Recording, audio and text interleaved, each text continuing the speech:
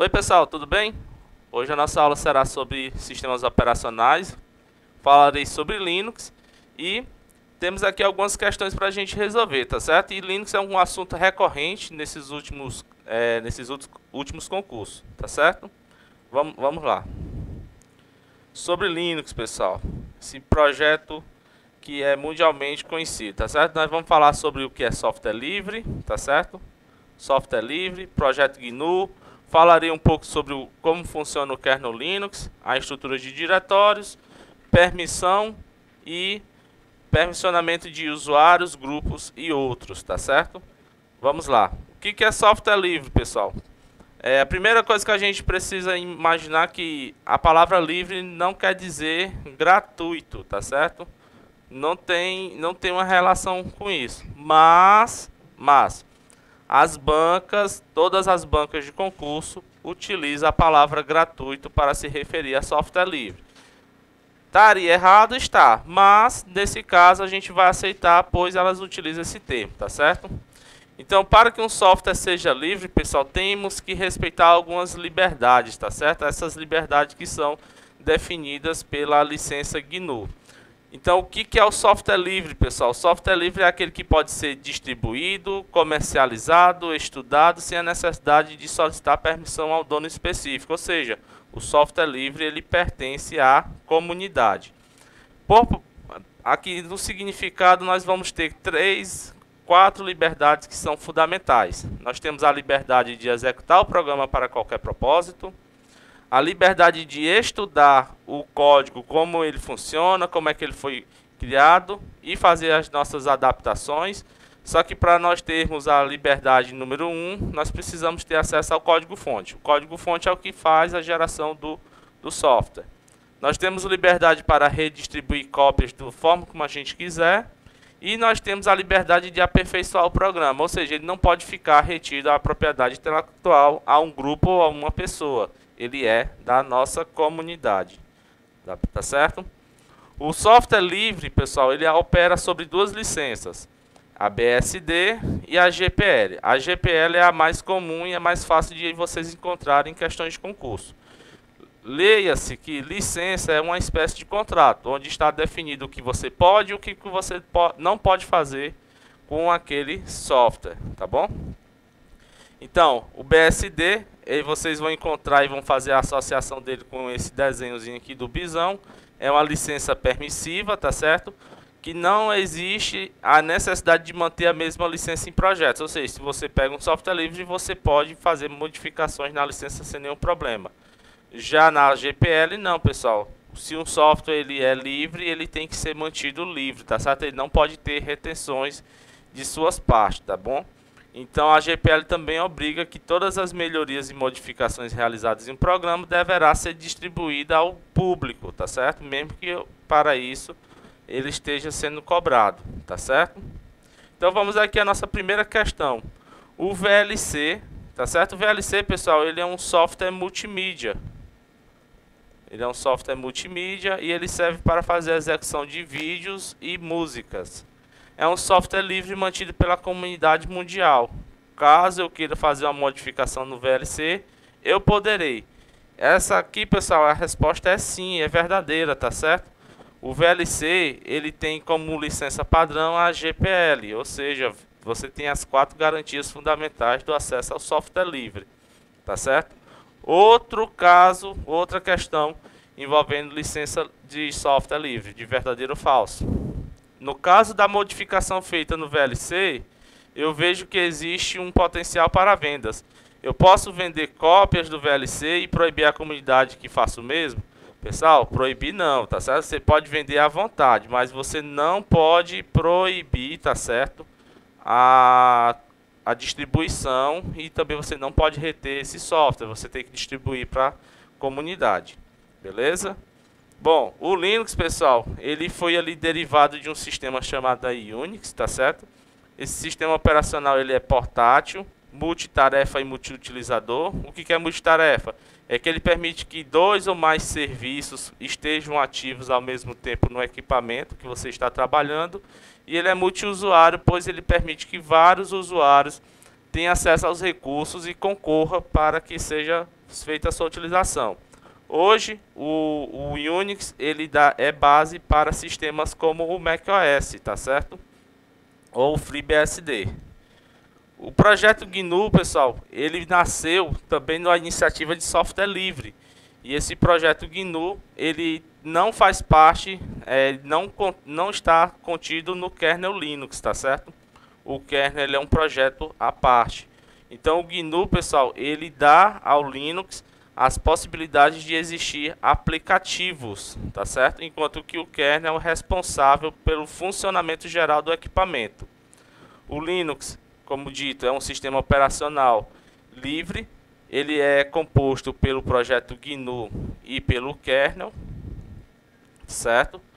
E o que é o kernel? O kernel nada mais é do que o programa responsável por interagir com o computador. É ele o responsável por fazer a gerência dos equipamentos. Então, quando a gente fala em sistema operacional, pessoal, a gente tem sempre que relacionar a palavra recursos, tá certo? Ou seja, o webcam é um recurso, o microfone é um recurso, o teclado, o mouse são recursos. Isso aí é feito a gestão e o controle pelo kernel do sistema Linux, tá certo? O GNU Linux ele é propriamente o sistema Linux, tá certo? Então a forma correta da gente sempre chamar ele é como GNU Linux, tá certo? Bom, essa imagem aqui, pessoal, ela serve para ilustrar a comunidade Linux mundial. O Linux ele tem uma origem, tá certo? Uma origem única. Mas por ele ser um software livre, ele permite diversas ramificações. Hoje, pessoal, existe mais de 2.000 distribuições Linux. E geralmente em provas de concurso eles cobram o quê? Essas diferenças. Por exemplo, nesse ambiente Linux eu estou usando um sistema que a gente utiliza e é chamado de KDE. O KDE é essa interface gráfica que está sendo utilizada no sistema. Esse daqui, por exemplo, é o XFCE, que é outro tipo de interface gráfica, e essa aqui é a nossa GNOME, tá certo? É um outro tipo também. Então nós temos aqui 3 tipos de interface, tá certo? E diversas distribuições Linux, pois como ele é um software livre, ele pode ser manipulado e criado em cima de qualquer outra versão já existente, tá certo? Bom, o Linux, pessoal, ele tem um processo de boot que é conhecido e é reconhecido internacionalmente porque ele pode ser utilizado de forma híbrida. O boot do sistema Linux ele tanto serve para inicializar o Linux quanto também ele serve para inicializar o Windows. E o Linux ele possui 2 motores de inicialização. Nós temos o Lilo e o Grub, tá certo? Uma questão importante, o Lilo, pessoal, ele é um componente obsoleto, tá certo?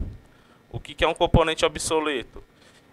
Ele foi descontinuado pela comunidade, tá certo? O Lilo ele era um que a gente chama de boot manager e ele era um gestor de arranque. E ele foi descontinuado para que desse lugar ao Grub.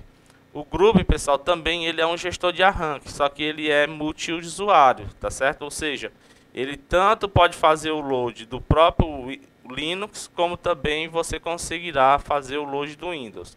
Ou seja, numa mesma máquina você consegue ter os 2 sistemas operacionais, tá certo?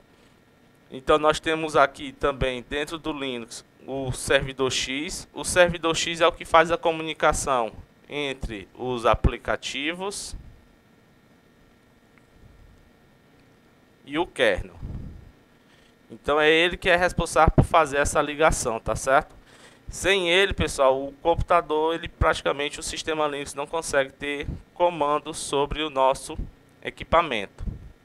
E os ambientes gráficos, como discutido antes, é importante que vocês tenham eles em memória. No Linux existe vários tipos de interfaces gráficas, tá certo? Isso em contraste com o Windows, pessoal. No Windows a gente tem apenas uma única interface, que é o Luna. Já no Linux não, nós temos o GNOME, o KDE, o Cinnamon, o Mate, XFCE e o Unity. Bom, o que é mais cobrado sobre Linux em questões de concurso? Permissões, tá certo? O Linux, pessoal, ele tem dentro dele uma característica de segurança, tá certo? E quando a gente vai falar sobre segurança do Linux, ele trabalha com o conceito de autenticação e de autorização. O que isso significa? O Linux ele vai permitir que apenas pessoas autenticadas, ou seja, identificadas, consigam usar o sistema. E ele, uma vez que essas pessoas estão autenticadas, ele vai fazer a restrição de uso das funcionalidades do sistema conforme as autorizações que essa pessoa tenha. Então o Linux ele trabalha basicamente com leitura, escrita e execução. Isso aqui é o que a gente chama de conceitos de autorização. E a autenticação ela é realizada para usuários, grupos e outros, que é o que a gente chama de UGO, tá certo? Esse sistema aqui, pessoal, ele é um sistema simples, mas muito eficiente no Linux. Então, como é que funciona a permissão? A anatomia da permissão ela se demonstra da seguinte forma: ela pode ser iniciada com a letra D ou com um traço. Eventualmente aparecerão elas com B, C, P e S, mas isso aqui é muito raro. Mas toda permissão Linux ela vai inicializar com o D ou com o traço. Quando ela inicia com D, significa que você está trabalhando com diretório. Quando ela inicia com traço, é um arquivo normal, tá certo? Então, por exemplo, eu tenho um arquivo de texto na minha área de trabalho. Se eu utilizar o comando chmod, tá certo?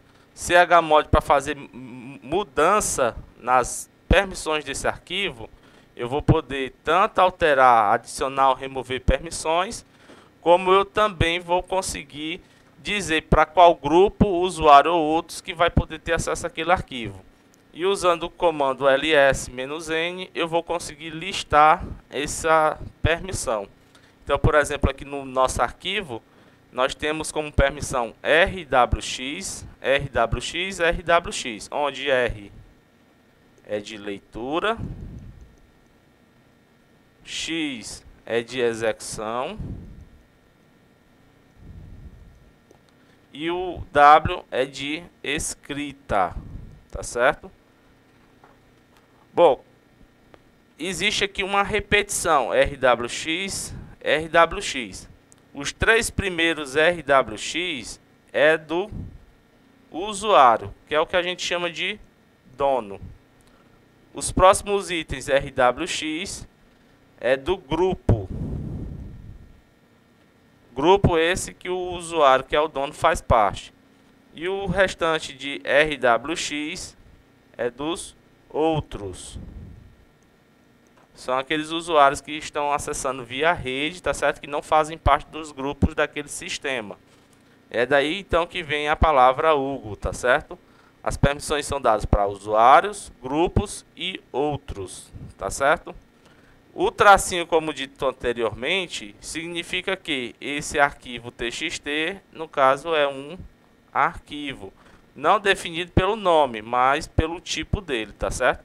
Se por acaso na frente dessas permissões tivesse um D, nós então estaríamos falando sobre um diretório, tá certo? Define que é um arquivo, define aqui o que é usuário, grupo e outros. O RWX, pessoal, também ainda tem algumas características, tá certo? A gente consegue atribuir valores, tá certo? Para cada um dessas permissões. RWX. O R ele tem valor 4, W ele tem valor 2 e o X tem valor 1. Quando eles estão juntos, ou seja, quando um arquivo tem permissão RWX, a gente vai ter um total 7. E a gente vai mostrar aqui como é que funciona essas permissões de gravação e leitura. Então, vamos supor aqui o seguinte. Nós temos esse arquivo que tem essa permissão definida. Vamos voltar aqui. Certo? Nós temos aqui um arquivo .txt.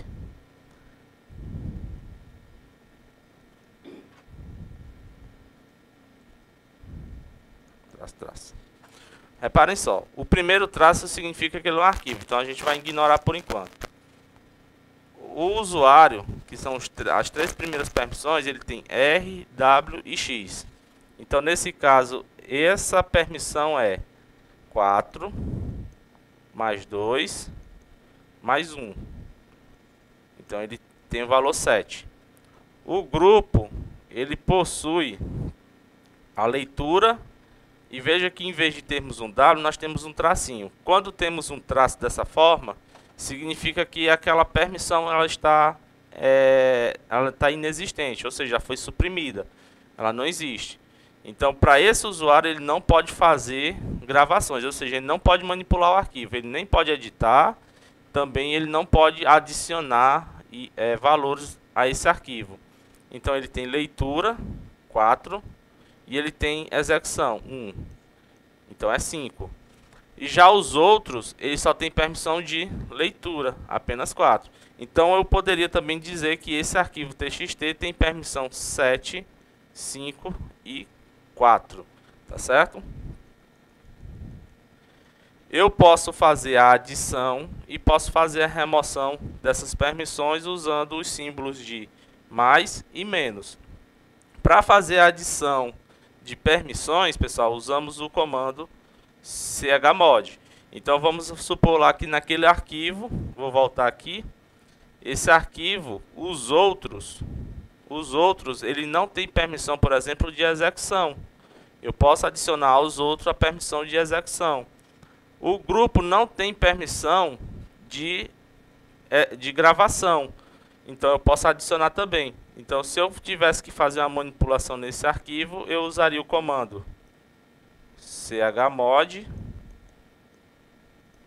arquivo txt, passando, olha, mais W para o grupo